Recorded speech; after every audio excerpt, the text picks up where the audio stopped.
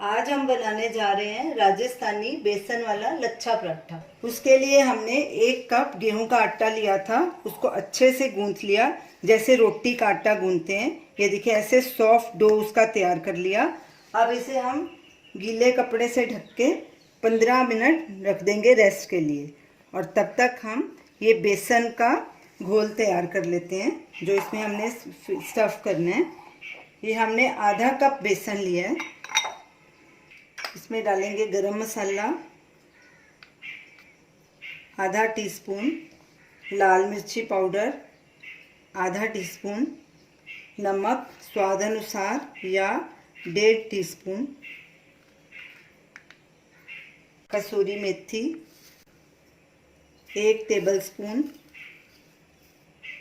आमचूर powder 1 teaspoon, हल्दी powder 1/4 teaspoon, धनिया powder 1 teaspoon, अजवाइन 1 टीस्पून, एक कटी हुई बारीक हरी मिर्ची। आप ज़्यादा भी डाल सकते हैं अगर तीखा खाते हैं तो। ये 1 टेबलस्पून धनिया के बारीक कटे हुए पत्ते और हींग 1/4 टीस्पून। अब इन सबको अच्छे से मिक्स कर लेंगे।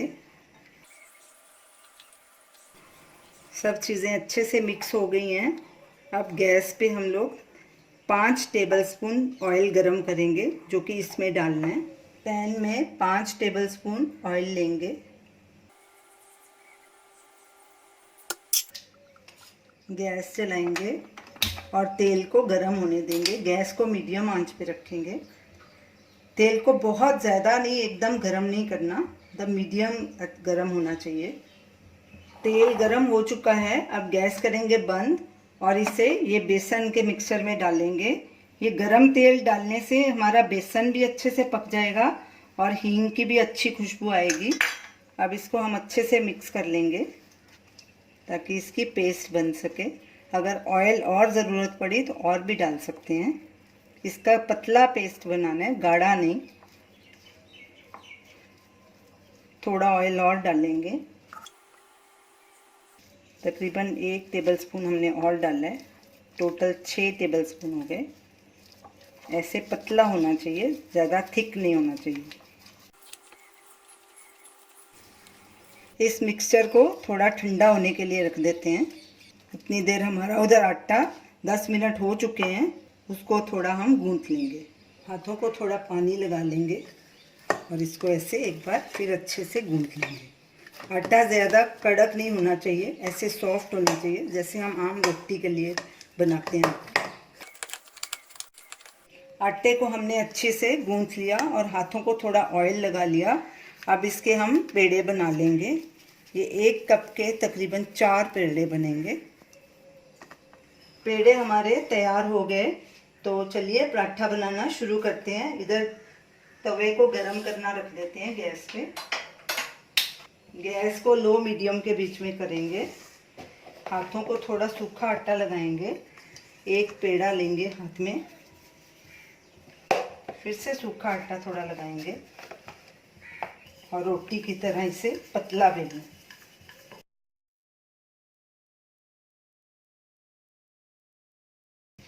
अब ये जो बेसन का घोल बनाया, इसको ऐसे ऊपर फैला के लगा देंगे सब तरफ। ये गाढ़ा नहीं होना चाहिए घोल, ऐसे इसकी पेस्ट बननी चाहिए ताकि ये आसानी से लग जाए। अगर ऑयल की ज़रूरत पड़े तो आप और भी डाल सकते हैं पतला करने के लिए इसे।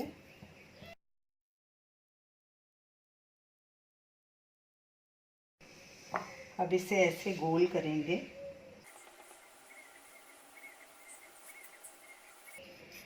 ऐसे बराबर कर लेंगे। फिर ऐसे इसका किनारा ऐसे बंद करके इसको ऐसे फोल्ड अंदर की तरफ करते रहेंगे। और बाद में ये जो दूसरा किनारा है उसको भी आगे से बंद करके ऐसे नीचे की तरफ ऐसे दबा देंगे और ऐसे पेड़ा बना लेंगे दबा के। सूखा आटा लगाएंगे और फिर से इसको रोटी की तरह बेलेंगे।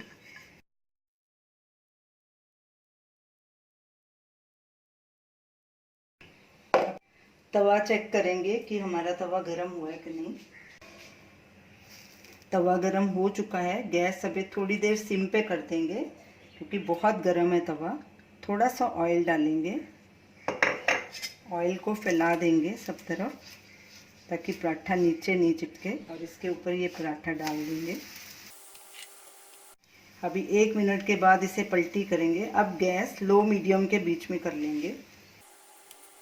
अब पराठे को पलटी करेंगे, इस पर थोड़ा सा ऑयल डालेंगे, ऑयल को फैलाएंगे सारी तरफ, फिर से साइड पलटी करेंगे। गैस को सिम पे ही रखना है। इधर भी थोड़ा सा ऑयल लगा देंगे और ऐसे दोनों तरफ से बार बार पलटी करके अच्छे गोल्डन ब्राउन होने तक पराठे को सेक लेंगे।